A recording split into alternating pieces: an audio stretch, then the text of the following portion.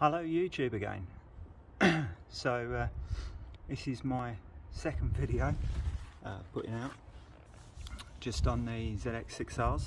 This particular one just introducing my J1 or J2. I think it's just the colours that were the difference.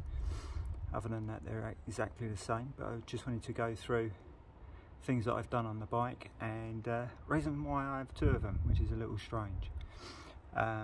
So I'd been off the road for 15 years and unfortunately I've got a bad back, as I've said before, and actually that happened 10 years ago when my back collapsed again. I had a back operation when I was 15, but yeah, it happened 10 years ago. Lost my job, lost house.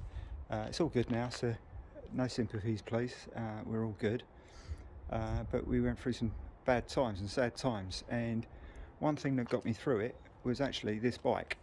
I bought it 3 or 4 years ago. My friend turned up on a CBR 600F, the F4 Y registration, first fuel injection one, and I wasn't getting out. I was just sat on the sofa, quite depressed, and I just said to the missus, I said, I'm going to buy a bike. She said, you don't know whether you can ride it, you know, you're back and everything. I said, I don't care, I've just got to get out. Just want to get on a bike, go down, I don't know, Box Hill, one of the local ride outs, and just have a cup of coffee with a mate and have a chat and just get out, even if it's just down, you know, 10 miles around the block, just to get some air. And I found this on eBay. It didn't have the arrow on it, it had an MTC clip on. It wasn't in, the yellow wasn't as good. I've mopped it all up, all the paintwork and everything, and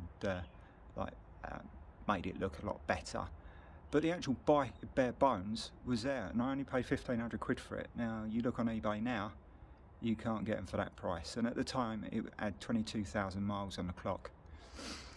I actually spent more on clothing because I didn't have anything, so I had to buy all the crash helmet, buy all the clothing, all the leathers. I am a leather and boots person. I won't go out in t-shirt, jeans and trainers or anything. I will be protected.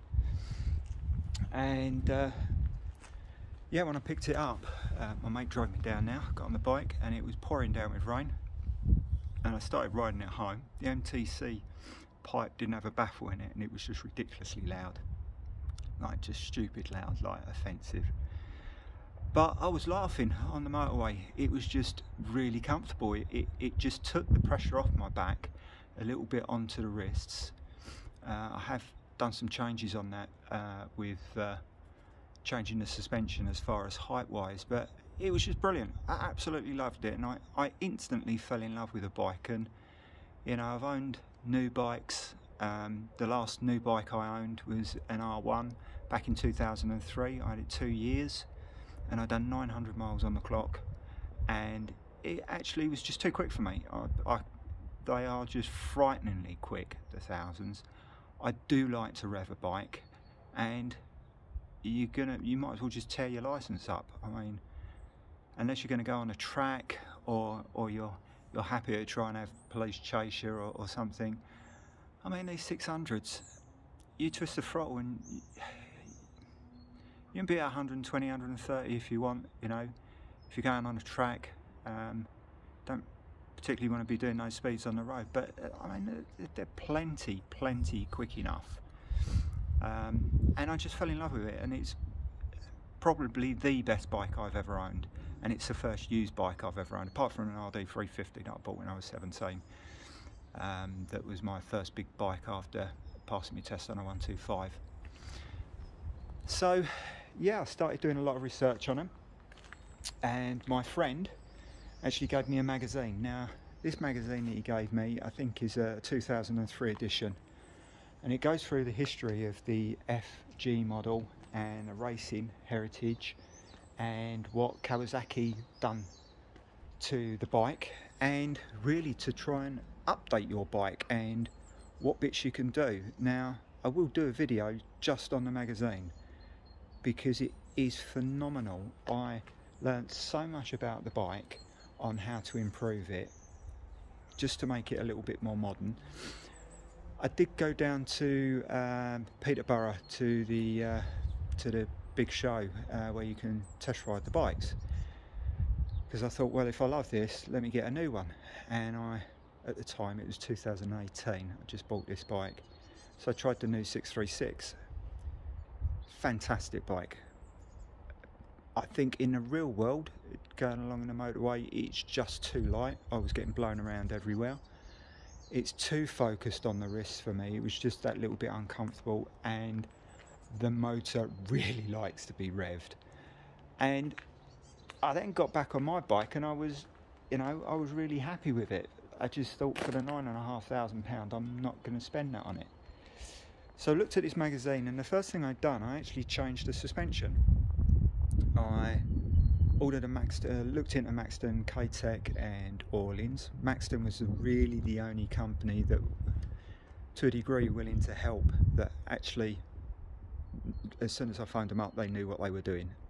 They knew specifications of the shock. They could knock the rear shock up for me, their GP10, which was 910 quid, which seems excessive on a £1,500 bike, but when you've looked around for new bikes and you found a bike, you've got a disability, or I've always said the best bike for you, anyone, is the one that works for you, the one that fits you, the one that you like looking at.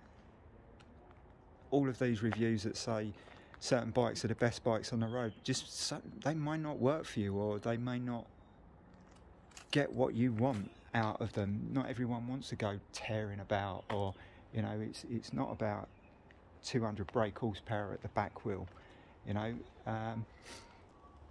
Everyone that's ridden this bike and my A1P just say how lovely the carburetors are, but again, I spent a lot of time on that with fueling and stuff, and that's something that really is not that hard. The individual can do. You haven't got to take it down to a dyno and have it mapped or anything. These bikes are just so easy to work on.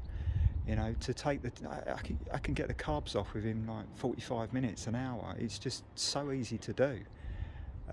It's just the time, and if I'm fit and I just do bits and pieces, if it's 10 minutes one day, half hour another day. But this bike's been stripped front to back. So the first thing I'd done was all wheel bearings. So it had all new wheel bearings. Taught myself how to do that. I'd never done really mechanics before. I was good at DIY.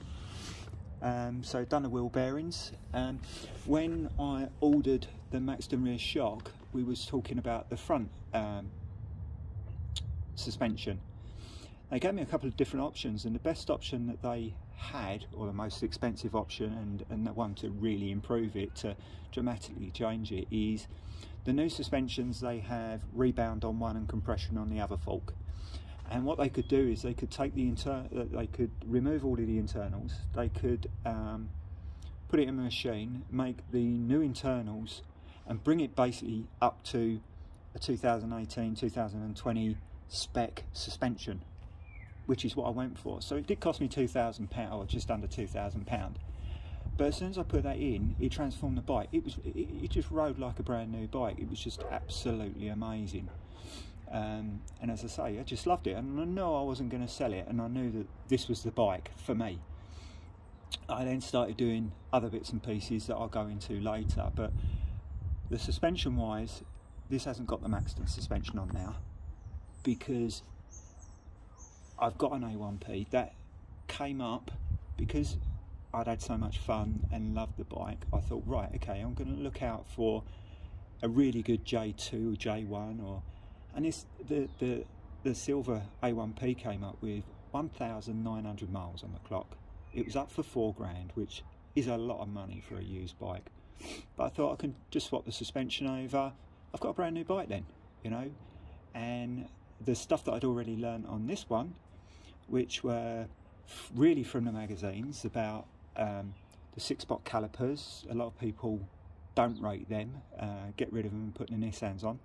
As long as you've got new seals in there, as long as you're like cleaning them, and as long as you've got decent pads in there, best thing to do is change the lines. Don't have the standard rubber lines. Definitely get some braided lines on there, and I have no endorsements, but you've got Hell lines, which are probably the most popular but are the most expensive, and there's a company called OHA Motorsport who supply Hell, but they also supply their own lines. Now when you buy their own lines, their front lines are 40 quid, Hell lines are 60 quid, rear lines 20 quid, Hell lines 30 quid. So we're looking at 90 quid to 60 quid. So it's a £30 difference. And when you buy, I thought I'll try the OHA lines. They've got Hell end clips on them, and it actually says Hell on them. Apart from them putting their OHA, they're identical.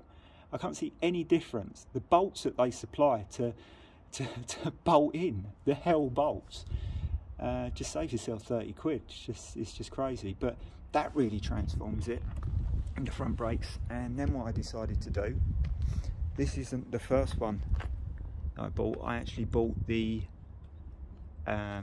Quarter Costa one. That's on the A1P. So all the better stuff's on the A1P. So just going into the suspension, as I said, this is the standard suspension, but this suspension is off the A1P. That had 1900 miles on it, so that rear shock's only done 1900 miles.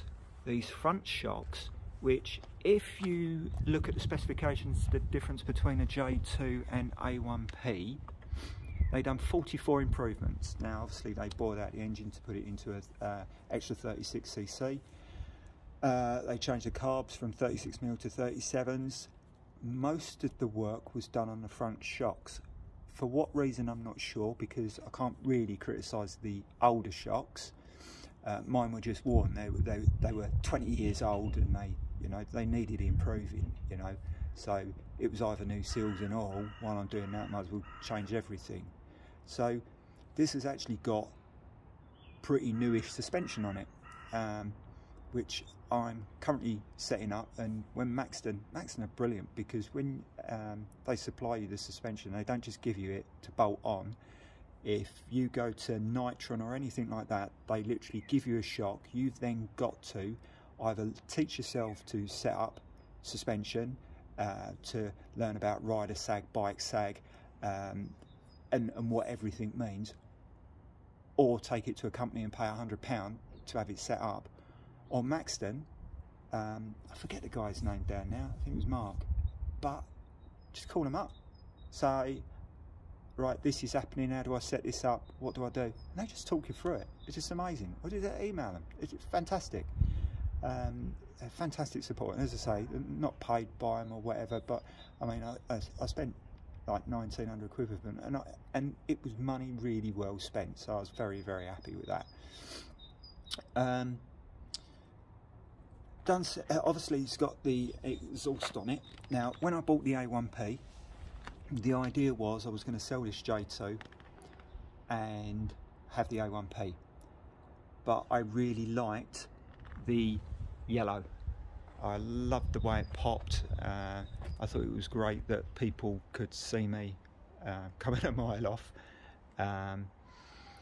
So I thought, yeah, I'll change everything over, and I changed all the body kit over, and then I found a full race system from Greece, and at some point I'll put a link into him from eBay, Stavros, again, amazing guy, very, very helpful. Put this system on the A1P and took it down to the dyno. Wasn't interested in rear wheel figures, I was more interested in fueling. Put a dyno jet kit in it. Dyno jet again, a brilliant company. You have any problems, phone them up, and extremely helpful. But what I found is that it was, I mean, you could just do a whole video just on dyno jet itself, the way in which their jets work, and the way their taper of the needles and stuff. But I ended up with a standard low end, or low jet or idle jet, whatever you want to call it. I had the dyno jet needle, and I ended up moving the clip 2 up from middle because it was running too rich in the middle, and then I ended up putting 160 main jets in, the proper climb ones, to get the best fueling out of the A1P, out of the 636. And with that exhaust system at the rear, it was putting out 113, which for a 20-year-old bike, you know, I don't think you can really complain.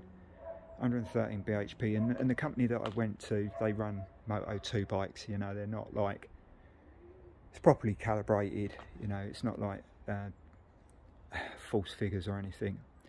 Now this 600, when it just had the NTC, I hadn't done any work on it, and I took it down to the same place, to dyno. With a baffle in, it ran 96 brake horsepower, and with the baffle out, sorry, no, I did put a dyno jet kit in it, and with the baffle out, it ran 104. So the 600 running 104 at the rear, the 636 that was running 113. Now the 600, I've never had a full race system on it, so I am going to play around with it, and I'm going to take this one down to the dyno. The other one's all done, so I expect around about 104, 105, and again, you know, the slight differences. And when I go back to this magazine and I show you, the best thing I've done is change the gearing. These are geared for 160 mile an hour. Again, I don't think you're going to need to do that, and you need a long stretch of road to do that. And I went 1 down at the front, and this one's actually 1 down at the front, 2 up at the rear. So it is quite, it's just lovely on the throttle. I just much prefer that on the throttle. I'm obviously going to have to do a couple of videos on this because we're now 17 minutes in. Other things I've done, quick action throttle, that's on both of them. Just trying to think now. Because of the gearing changes, they've got the Hilltech speed limiter on the speedo healer, so it gets the speedo right. So the speedo now is pretty much calibrated to a GPS, because I had the GPS on now, and I was messing around with it until the speedo read like a GPS, so I know it's very accurate. And on the 636, I've put a Hilltech quick shifter on it, and I'll go through that at some point because I'm sure people will be interested in that with the ignition, how that works. To be honest, really impressed with Hilltech.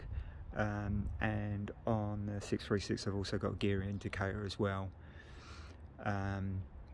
Yeah, so I'll go through different bits at some point. This one, I've only got a front camera on there at the moment because I did swap everything over, all of the yellow fairings, and I put it on the 636, rode it round like that for 4 months, went to sell the other one as standard, basically put it all back to standard, and the best offer I got was 1,500 quid for a Y registration 600 that was in grey, that you've seen the grey paintwork, I mean it's immaculate, and I just thought, I'm not selling it for 1,500 quid, I just refuse. So I decided to swap everything back. I'd done one track day, or I've done one track day, and I thought, if I want to do another track day, I don't want to throw the one that I spent 4 grand on, got 2 grand suspension on, done bits and pieces. I just don't want to throw that down the road. So this is my dirty bike that if it's raining or whatever, I've actually changed the dog bones, so that's raising the suspension.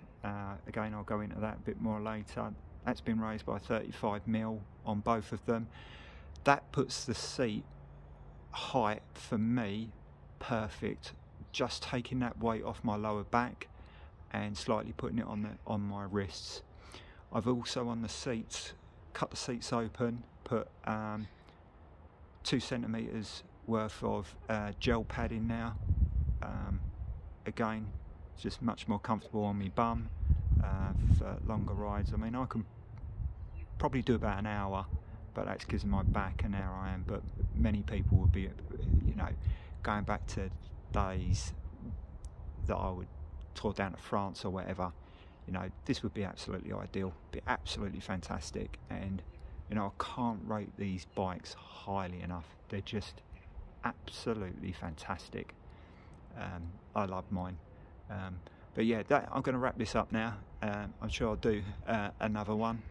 And also, just a strange one, because I wasn't actually looking at this as a channel. It was just really for some information for some people out there. But a big thank you to my first ever comment from Dave in Belfast. So thank you for that. If you want to put a comment down, if there's something that you actually want to see from the bikes, stuff that I've done, I mean, like the clean air system, the secondary air intake system, I pretty much know these bikes inside out. It's taken me many years because of my disability, but as I say, I just spend 20 minutes here, 15 minutes here, half hour, if I can, whatever I can manage on a day, and it's just been heaven for me just to even just look at the bikes and just polish them. You know, that's you need something in your life, not just your family, just to have some kind of hobby to, you know, all the, I was gonna swear there, but all the rubbish that we've been through over the last couple of years, and people suffering from depression, sitting inside houses, you know, I've been really lucky, you know. So there's many people that are very, very lucky, have fantastic families and that, but there's some people that are not, and you just need something, and these are my saviour, you know. So yeah, I'm just going to wrap that up, and thank you ever so much, and we'll catch you soon, and I'll do the A1P and introduce you to the magazine as well that really changed my perspective on these bikes. All the best, cheers, bye.